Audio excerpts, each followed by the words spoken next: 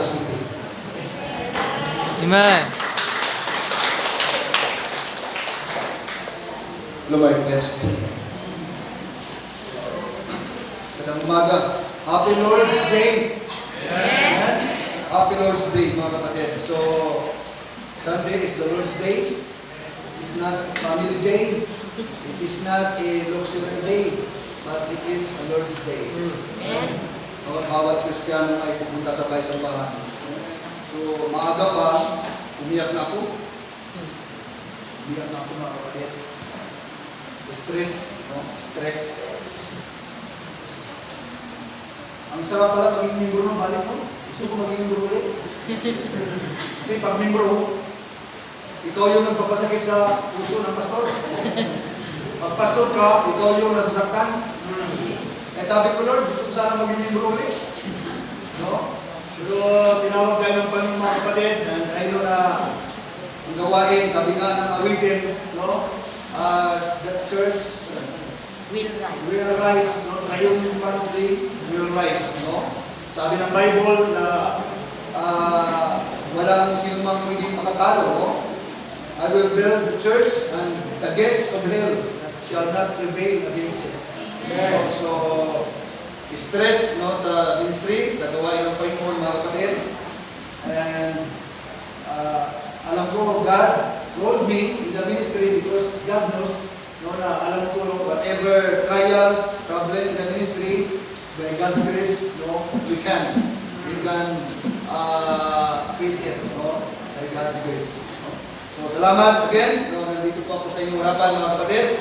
How I wish, mga kapatid, na makakita ko ng maraming mga bagong mukhang nawong sa amo, hindi ko na, sa Esperanza, no? So, dito maraming bagong membro na hindi ko nakikilala. Maraming mga bagong men, yung people, mga batanong, mga kadalagikahan, no? Ang dami nito, mga kapatid. No? So, salamat sa Panginoon ang Diyos na kapanalangin sa church na ito. No? Salamat sa mga kay Brad Bunsoy. Salamat sa Panginoon na naiwan, no? Siya yung choir member dati na gawain ay buhay pa. Brad Bunsoy, no? Salamat sa Panginoon. Brad Bunsoy, magamit kami sa Panginoon. Okay? So, salamat, mga men. Thank you so much, no? Ari kayo, dito tayo sa ating baysambahan, mga kapatid. And this is the third day of 2022, mga kapatid, no? The third day of the year 2022, month of January, no? Pangatlong linggo. So, ang 2022, kung hindi ako nagkakamali, ay mayroong 52 Sundays, mayroong 52 Wednesdays, no, mga kapatid. So, nakatatlong Sunday na po tayo. Amen? So, mayroon na lang 49 Sundays na ating ikukumplito, mga kapatid. I wish, mga kapatid, na as a Christian, magkaroon po tayo ng challenge. Diba? Challenge from Christian that for the whole year 2022, mga kapatid, we will complete all the Sundays. Amen. So, naka-3 Sundays na po tayo. So, we need only 49 Sundays to complete the year 2022. Amen. Alam niyo, sa cellphone, sa Facebook, mga kapatid, mayroong challenge. May challenge doon, ligo. Actual na ligo.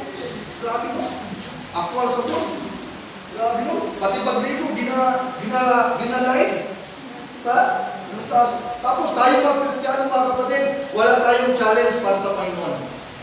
Okay, so this time, mga kapatid, very simple message ngayong 2022, mga kapatid.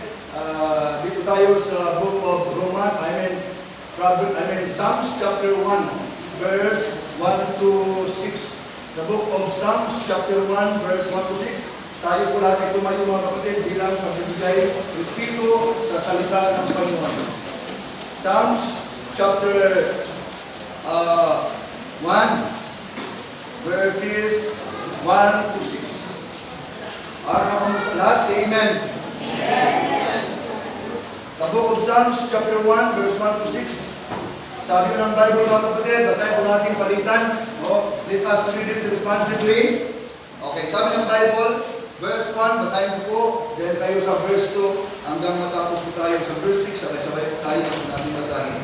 Verse 1, sabi po ng Bible, in the book of Psalms, Blessed the man that walketh not in the counsel of the ungodly, nor standeth in the way of sinners, nor standeth in the seat of the scornful.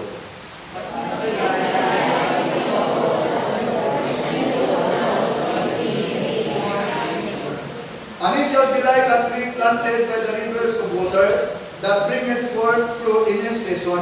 His leaf also shall not wither, and whatsoever he doeth shall prosper.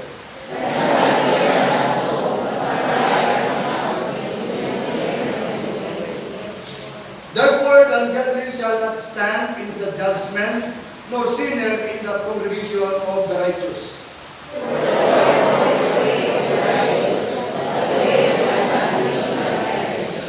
Purihin ang salita ng Panginoong Diyos sa pagkabasa ng kanyang mga salita. Tayo po ay sumadaling manalangin.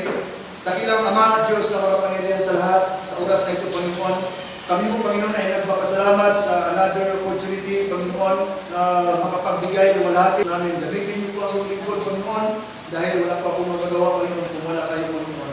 Yes, Lord, tunay po na napakabuti mo Diyos po sa amin. Kaya itong umagang ito, Panginoon, itong mensahe na ito, tulungan niyo po, Panginoon, na itong mensahe na ito ay mamusap po sa puso ng bawat isa po na nandito ngayon, Panginoon. Thank you so much, Lord, sa aming mga kaibigan, sa aming mga bisita, nandito ngayon, Panginoon. They are precious in your eyes, Panginoon. I hope, Lord, na itong mensahe na ito makapagbigay po ng challenge sa kanila, Panginoon, and sa bawat isa po sa amin. Bless us, O God.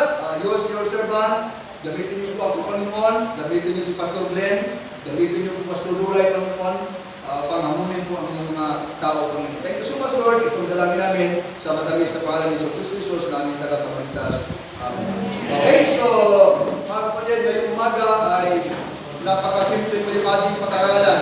Napakasimple, mga kapatid. Sabi nga, ang Bible, mga kapatid, ang ating binabasa, mga kapatid, napakasimple, pero punong-puno ng mensahe. Amen? Alam niyo ba, kapatid, hindi na kailangan maghanap tayo ng mensahe para tayo, hindi na kailangan maghanap tayo ng mahirap na mensahe. Amen? Kapatid, kahit napaka-iksi na mensahe, kahit napaka-simple na mensahe, kapag ito po ating maintindihan, gabayan tayo ng Panginoong Jesus, mga kapatid, ito po ay maintindihan at mai-apply po natin sa kinabuhi po natin. Amen? So, this morning, ayong mga kapatid na yung mensahe nito ay magiging pagpapala po sa bawat isa po sa atin. Ang sabi ng Bible, blessed is the man. The title of our preaching today, sa umagang ito, mga kapatid, ang pamagat is How to Find a Biblical Happiness. Amen? Maraming tao, mga kapatid, pupunta sa ibang lugar, pupunta sa Amerika, pupunta sa malayong dapit, mga kapatid, para hanapin yung tunay na kaligayahan. Amen? Ako, naghahanap ako ng tunay na kaligayahan. Amen? Kayo naghahanap ng tunay na kaligayahan. Pero mga kapatid, the moment you became saved, the moment you accepted the Lord in your heart, mga kapatid, ara ang kaligayahan, ara ang joy na walang katapusan. You cannot satisfied by food. You cannot be satisfied by your wealth. You cannot be satisfied by your friend. But only Jesus can satisfy your soul. Amen? So ngayong umaga, how to find happiness. Sabi sa Bible, blessed is the man. Another translation of blessed is the man is happy is the man. Amen. Are you happy? Amen. Are you really happy? Amen. Mga kapatid, ang taong walang kaligayahan, mga kapatid, napakahirap mabuhay ang tao kapag walang kasiyahan. Mahirap, mga kapatid. No? Alam natin, mga kapatid, sa totoo lang, mga kapatid, honestly speaking, sa totoo lang istorya, mga kapatid, even Apostle Paul, no? When Apostle Paul was in jail, mga kapatid, he was in prison. Okay? Nagawa pa niyang magbigay ng challenge sa mga kapatid ng aras sa labas. Ang sabi ng Bible, blessed, happy is the man. Ang sabi ng Apostol Pablo, magpakasaya kayo. Rejoice in the Lord. Amen? Hindi sinabi ng Bible, magpakasaya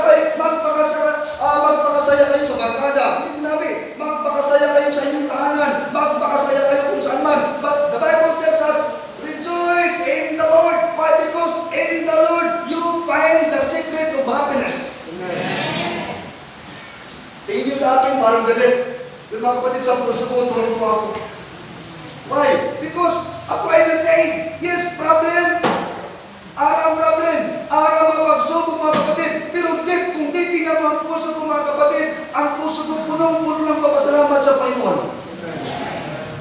Ayaw this morning mga kapatid, ganun po tayo. Punong-puno ang ating mga puso sa kasiyahan. Alam mo ang sabi ng Bible? Sabi ng Bible in Psalms 144 verse 15. Tingnan niyo po. In Psalms 144 verse 15, sabi ng Bible, happy is the people whose God is the hope. Amen? Psalms 144. Binasa ko lang yung last phrase. Ang sabi ng Bible, blessed or happy is the man whose God is the hope. Kaya kung ang ating pag-asa, ang ating hope, ang ating paglaong ng Panginoon, sabi ng Bible, happy is that man. Amen? Happy is that man. Kaya as a Christian, listen to me, mga kapatid, we have no reason not to rejoice. But we have all the benefits, we have all the reason, mga kapatid, to enjoy our life as a Christian. That's why this morning I would like to share to you how to find a biblical happiness. Basahin mo yung libro ni Guys Ganda. Doon ka makakita ng happiness na puno ng kalungkutan. Amen? Basahin mo ang ibang author ng mga gagandang mga libro. Ang gaganda ng kanilang sulat mga kapatid, pero wala doon ang true happiness because true happiness is in the Lord. Amen? So number one, paano talaga mga kapatid magkaroon tayo ng happiness? Number one mga kapatid, listen to me. Number one and verse 1 only. Sabi ng verse 1, blessed is the man that walketh not in the counsel of the ungodly, nor standeth in the way of sinner, nor sitteth in the seat of the scornful. Number one, how to find happiness is number one, we must avoid wickedness. And that's number one. We must avoid. Hello? We must avoid. Hindi lahat ng tao, mga kapatid, ay pwede nating pagkasamahan. In fact, the reason why people turn to drug because of pakisama. Amen? Why people turn to drug because of barkadas.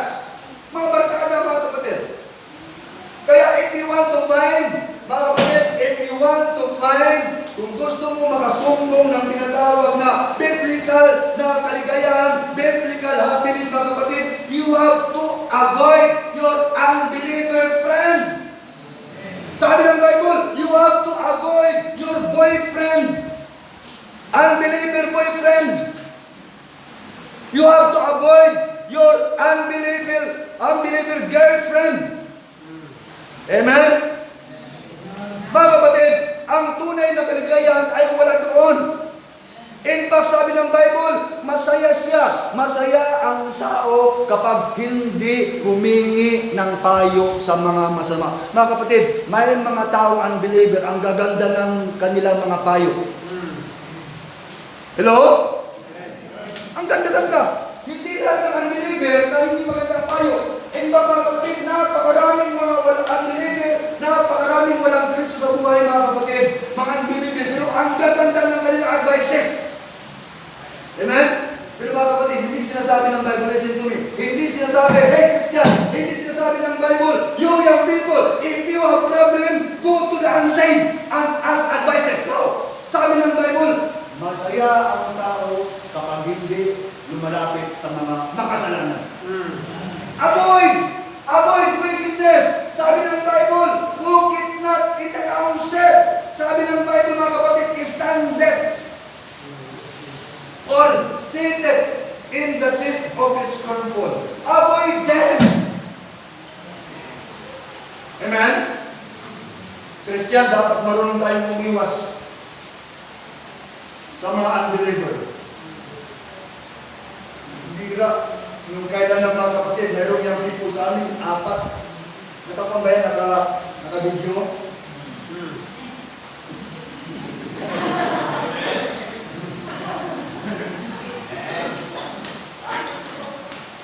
Relax lang. Mayroon din po sa amin, magkabagtay sa apat. Mga blandyang buhok. Umanggap sa Panginoon, magkabagtay. Dati ang mga buhok nila, kulay blandi. May mga pambalito, may mga buma-buma. Nakabagtay sa kapatid kong kumako, simbal ng umaga, simbal ng hapon, halos simbal na maaga talagang grabe. Pero mga kapatid, araw na pala, magdamag ang video call. Magdamag ang video call! Narinig yapon. Hello? Ngayon, ang natira, dalawa na lang. Saan ang isa? Saan ang dalawa? Alam mo na yun.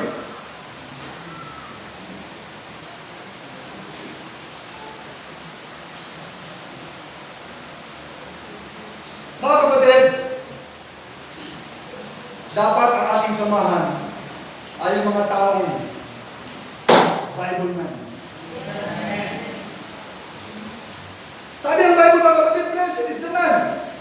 Blessed. Ang ibig sabihin ng blessed is a blessful man. Blessful man. A Bible man. Dapat yung ating samahan yung mga taong malapit sa salita ng Panginoon. Alam niyo mga kapatid, yung influence, the power of influence. Kung sino yung palagi mong sinasamahan, yun ang makapagbigay sa iyo ng influensya. Kaya ang sabi ng Bible mga kapatid, be not unequally yoked with unbeliever. Huwag kang magkipalmatok, huwag kang makisama sa mga hindi tumutok sa Ginoo. Huwag kang makisama mga kapatid. Nung sinabi ng Apostol Pablo na huwag kang makisama sa unbeliever, alam ni Pablo na ang influence ay very powerful. Mismo yung tao na pinakasama mga kapatid, yung nakakalimutan isipin mo, yung tao na nasa sa ministry na tutulong sa iyo, yung pa yung kaya nakaka-stress, maaga pa umiyak na ako mga kapatid. Kasama yung ilang kapatiran, umiyak na. Why? Gusto ko lang malaman ng mga kapatiran kung ano sa puso ko.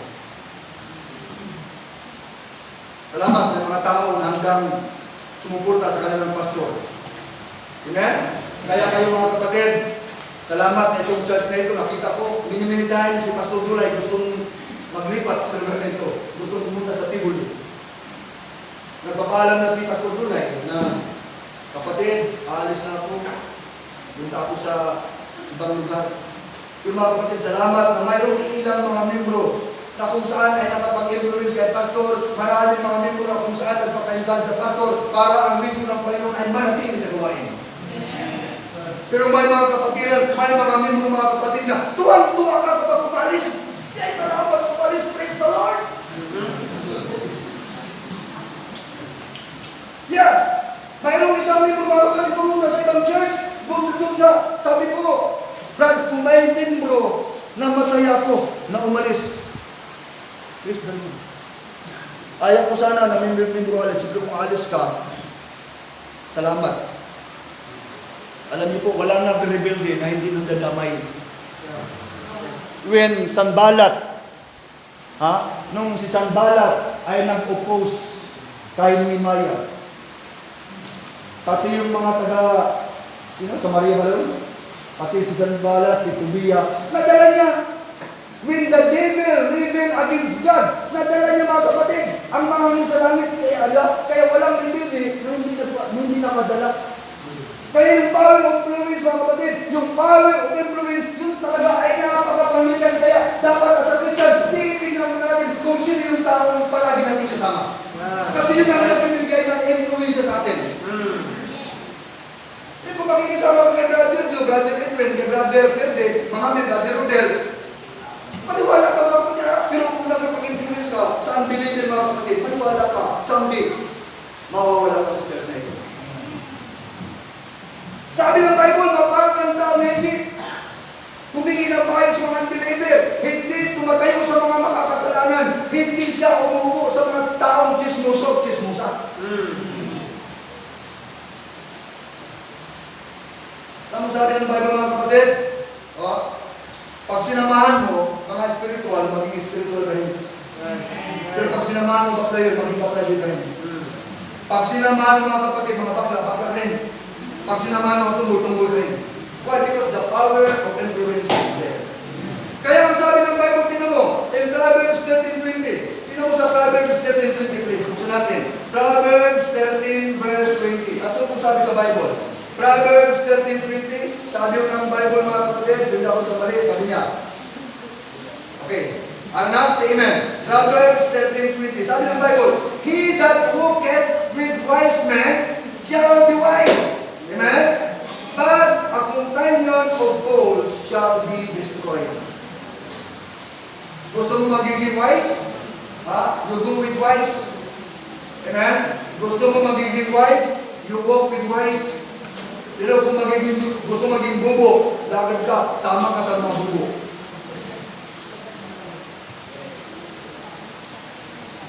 Sino mo sabi ng Bible? Judges chapter 2, please. Judges chapter 2. Tingnan mo natin the power of influence. Judges chapter 2, please. Okay. Judges chapter 2. Arana, say amen. Okay. Judges chapter 2. Hintayin ko kayo. Basahin natin. This is the power of influence. Okay. Judges chapter 2. Arana, say amen. Sabi ng Bible, verse 1. Chapter 2, Judges. And the angel of the Lord came up from Gilgal to Bochim and said, I made you to go up out of Egypt, and have brought you unto the land which I swear unto your father. And I said, I will never break my covenant with you. Sabi ng Panginoon, I will never break my covenant with you. And ye shall, sabi ng Bible, ye shall make no raid. Huwag kayo magkisama sa mga inhabitant of this land. Hello, verse 2. Sabi ng Bible, ye shall throw down their altars. Sabi ng Bible, but ye have not obeyed my voice. Hindi kayo sumunod sa akin. Hindi kayo sumunod sa akin. Sabi ng Bible, why have ye done this? Bakit ginawa ito sa akin? And verse 3, sabi ng Bible, wherefore, I also said, I will not drive them out from before you, but we shall be a thorn in your side. Hello? Mga kapatid, sa sobrang katigasan ng ulo natin, hindi tayo nakikinig sa Bible. Sa sobrang katigasan natin, hindi tayo nakikinig sa lingkod ng Diyos. Sige pa rin barkada pa rin sa mga taong masama, simba pa rin, sasama pa rin sa mga taong hindi nagsisimba, mga barkada ang believer, kahit saan pupunta mga kapatid, sinabi ng Panginoon, huwag ka dyan, sige ka pa rin. Ang sabi ng Bible, I will not drive them out of you. They shall be a thorn in your side. Ito mga kaibigan natin, mga kapatid, na nagpapalayo sa atin sa Panginoon, one day, they will be a snare. Ang buhay natin mapapahamak. Hello? Sabi ng Bible, mga kapatid, we must avoid wickedness. Kaya sabi ng Bible, blessed is the man. You must avoid wickedness. Huwag natin mahalin yung wickedness. Huwag natin yan siya, no? Yes, bilang tao mga kapatid, matutukso tayo. But by God's grace mga kapatid, by His word, we can overcome, avoid wickedness. Amen? Number 2, the secret of happiness, not only mga kapatid, we must avoid wickedness. Number 2 mga kapatid, we must abide in the word. Hello? We must abide in the word. Napakaliwanag mga kapatid. Ang sinasabi ng Bible, napakaliwanag. Verse 2. Ang sabi ng verse 2 mga kapatid, buksan natin ang verse 2. Psalms chapter 1, verse 2. Ano po ang sabi ng banal na kasulatan? Psalms chapter 1, verse 2. Sabi ng verse 2,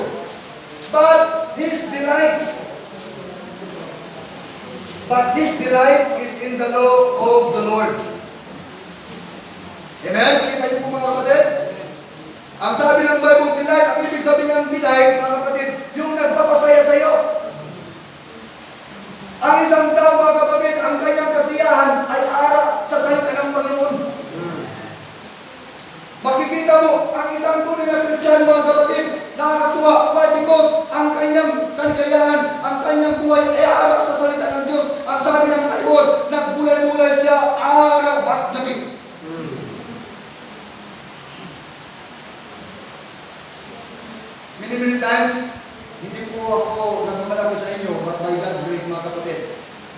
Simula nang dumating ako sa Esperanza, 4 na beses ko na po nabasa ang whole Bible. Ngayon, araw na ako sa Leviticus. Tinunatan ko matapos. At least may goal ako. Amen? Why? Because as a Christian, the Bible is our joy, our delight sound. Nakita ba kayo ng ice cream? Ice cream ba? Delight ice cream sa Maridos? Pag kumain ka ng ice cream,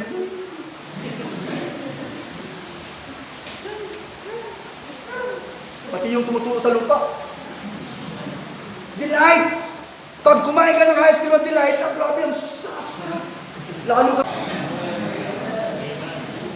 Ganun dapat yung ating attitude kapag nagbabasa sa Bible, mga kapatid. Natutuwa ka, hindi pag nagbabasa ng Bible. Ang bira, wala akong naintindihan nito. If you are not enjoying reading your Bible, try and try. Men, try and try. Sabi ng Bible, delight is in the law of the Lord, and doth he meditate day and night. Hello? Delight. Sabi ng Bible, mga kapatid, whatsoever you desire of thine heart, delight thyself in the Lord, and He shall give thee the desire of your heart.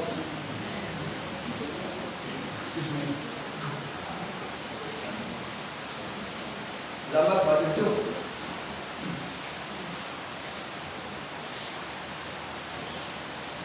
Ang salita ng Diyos, mga kapatid, ay nagbibigay sa atin ng kasiyahan. The Bible tells us, a merry heart doeth good like a medicine. Amen? Kahapon, nagsupiling ako kahapon. Napunta ko dun sa mangluluya. Yung may diyan mangluluya. Sabi niya, Pastor, kahapon na kayo. Bakit man naman, nanay? Kasi pumunta yung ang kanyang pasindihan sa Amerika. 50-50 naging pumunta yung kanyang brother-in-law o sister-in-law sa kanya. Pero ang pasindihan sa Amerika. Ang sabi niya, magdala ka lang ng damit na mabaho. Yung damit pa nagsuot niya. Iwala man. Ang sabi niya, ayaw mo, magpapalipad na lang ako ng luya.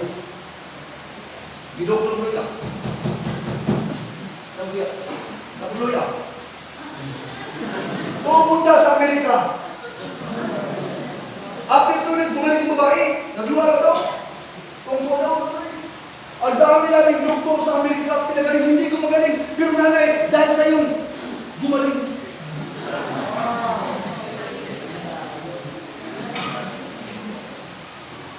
Siyempre, hindi natin pwedeng, kasi baka rin natin ang dami pa ng plastic pa, ay hindi ko muna dirada.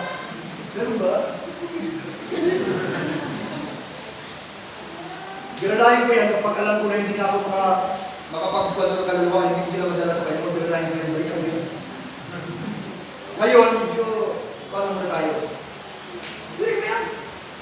Natutuwa ka ba na ikaw magpagaling ka doon, tapos yung luya, yilong luya, ilagay sa iyong noo, paglagay sa iyong noo, ito lang.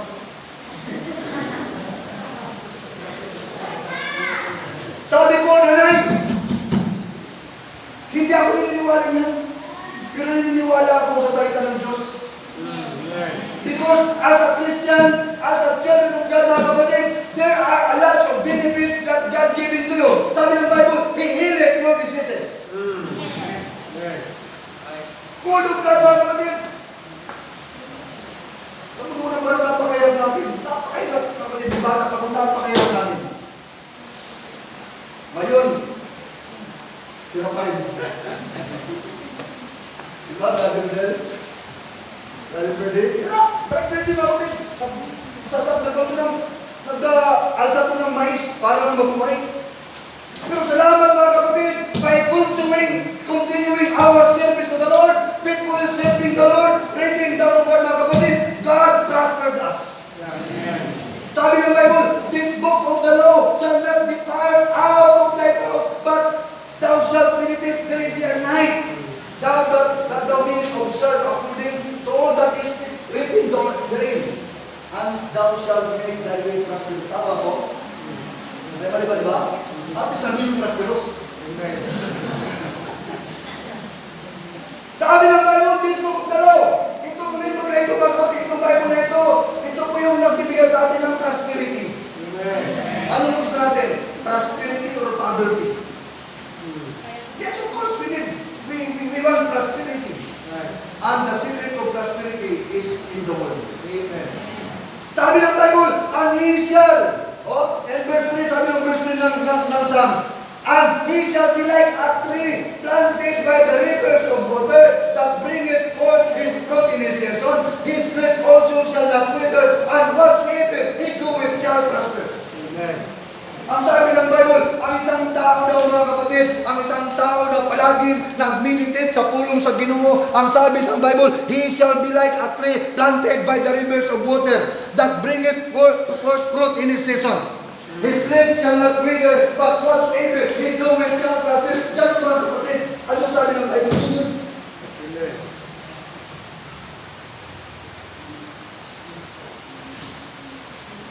Noong unang panahon, nakasimulang mga sutukin. Alam mo sutukin? Sino nakakalam sa sutukin?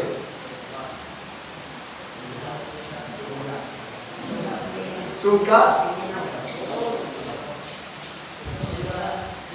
Pinula? Sutukin. Or, sutukin. Sumba? Tula? Ilaw. Pero alam mo yung dipusel? Alam mo yung dipusel na ulam?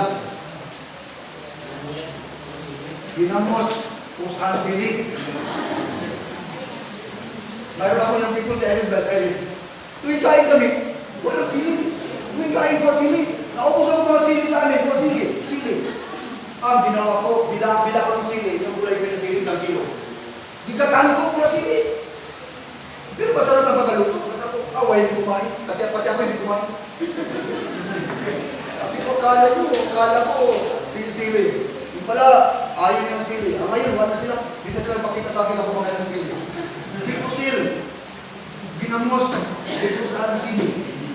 O, alam mo yung ulam na dito. Rodel, alam mo yung ulam dito? Ano sila kalam sa ulam dito? Dito. Ginamos. Tungtungan ukok.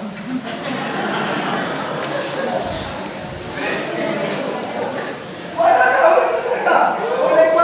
Wala na ulam. Kaya ang ginamos talaga, tungtungan ukok. Yun na lang, itagtangan ng ukok. Grabe, di ba ganun kahirap tayo? O sino sa atin hindi nakakaroon sa hirap? Yung mga kapatid, dahil sa salita ng Diyos. Amen. O si Brother Digo, yung kapatid ko mga kapatid, isa yan sa pinagmamalaki ko sa buhay namin. Hindi man ako yumaman, hindi man ako naging milyonaryo, pero mayroon akong kapatid, masabi ko may kwarta. Idamay-damay na tayo ito. Yan? Ay, may kapatid akong may piray. May kapatid akong may D-Max. May kapatid akong mayroong... Di bali wala ako basta atos, may kapatid ako. Masaya na ako, di ba? Amen? Oh, kapatid. Sa aming pamilya, mayroon lang isang mayaman, masaya na ako. Amen? Alam mo kung bakit? Dahil itong salitang ito ay nagbibigay sa atin ng prosperity. Follow this. Sabi ng Bible, delight thyself in the Lord, and He shall give to them desire. So you know what my desire? Nainggit ako kay Pastor Juliet, nagkaroon sa sasakyan. Nainggit ako. Yung holy inggit, holy divine envy. Wow. Sabi ko, Lord, gusto ko rin magkaroon ng sasakyan. Tingin na 20 ako sa cellphone kayo na. Pabira 50. Ang gaganda 50. Wow, sabi ko, Lord. Hindi man masama, pero ang kay Brother Joy, pinag-initan ko ka ngayon. Sana iwan niya yung ibintan lang sa akin. Kahit mga G's. We must abide in the Word. Abide lang, abide. Amen. We need to abide this Word. We will abide your pastor. Ito lang, abide lang ako. Sunod ka lang sa Bible. Amen? This is your compass. This is your direction. This is your life. This is your this is your direction. Amen? This is purely the Word of God. No need to purify because the Bible purified 7 times. Amen? Kaya mga kapatid, we must abide. Number 3, mga kapatid. Number 3. How to find, mga kapatid, a biblical happiness. Number 1, we must avoid wickedness. Number 2, we must abide in the Word. Number 3, mga kapatid, we must abound in the Word. Amen? Year 2022, mga kapatid, full of challenges. Maybe, last year mga kapatid, you have a lot of lapses mga kapatid. Maraming mga bagay na hindi nagawa sa Panginoon. Maraming discouragement. Wala kang bunga. Sige ka absent. Sige ka. Wala kang ating prayer meeting. Hindi ka nagbibigay. But this year, 2002, there are a lot of challenges. Amen? A lot of challenges. We must abound in the work of the Lord. Sabi ng Bible mga kapatid, brethren, be steadfast, unmovable, always abounding in the work of the Lord. Always! Hindi yung sisipot, lilitaw. Ano pag lilitaw? Lulubog, lilitaw. Ang iba, nag-itbi, ang iba nagsilbi, ang iba tulog. Kaya wala na silbi ang mensahe. Ipakita mo kung ano ang totoo. Kung ikaw ba ay totoong Kristiyano.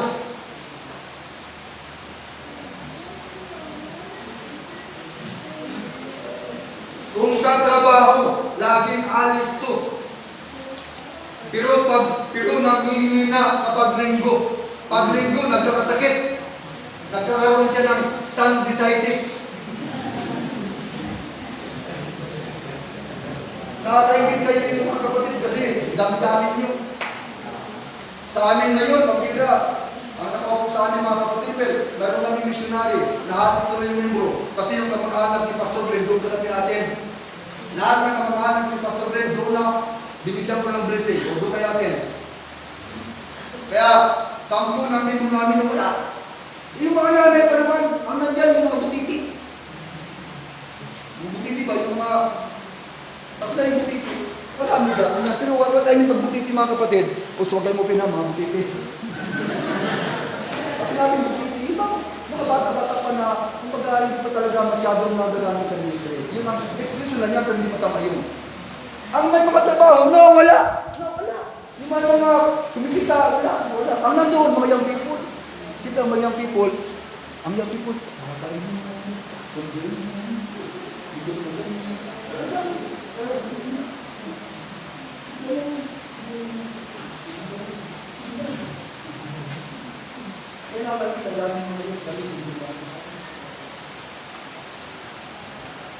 Pero sa dami niyo mga kapatid, syaro. Sabi ng Bible, abound in the work of the Lord. For as much as you know that your labor is not in vain. Amen? Kapatid, patuloy ka lang kahit mahirap mga kapatid. Sige, patuloy ka lang because the Bible promised, the Lord promised that your labor is not in vain. It's not in vain. It's not in vain. We serve a risen Savior.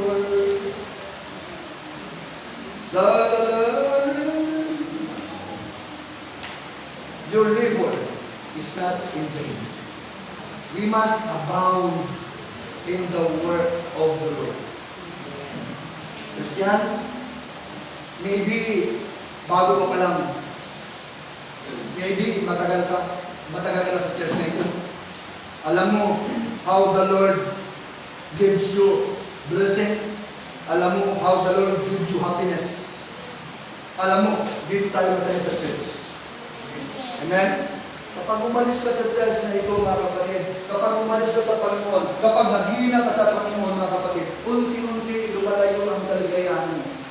Why? Because only in the Lord, only in the church, that gives a true happiness. Marami tayong kapatid, kuya, marami tayong tatay, marami tayong kapatid, wala ka mga kamag-anak, wala ka mga tatay, ikaw ay ampun lang ka. Pero dito sa church, mayroon kang tinatawag na spiritual father, you have a spiritual home, you have a spiritual food, you have a spiritual family. Abound in the works of the Lord, for as much as you know that your labor is not in vain in the Lord. In the year 2022, we have 52 Sundays, 52 Wednesdays, 52 Fridays. By God's grace, we will be able to complete it. I challenge you. Amen? I challenge everyone. That is the secret of biblical happiness. If you find that happiness, the secret is we must avoid wickedness, we must abide in the Word, we must abound in the Word. God bless you. Tayo natin ulit. Dakilang Diyos na mga pangyarihan sa lahat. Sa oras na ito, Panginoon, kami po ay nagpapasalamat sa iyong pinakilaan sa amin. Thank you so much, Lord, sa mga salita mo. And Lord, sa mga salita mo, Panginoon, siya lamang nagbigay sa ating kaligayahan. Maaaring kami may mga problema, kanya-kanya, Panginoon, but it is very true, Panginoon, that every time we read your Bible, every time we read the Word of God, there is joy, there is satisfaction in our heart. Kaya, Panginoon, I want that every Christian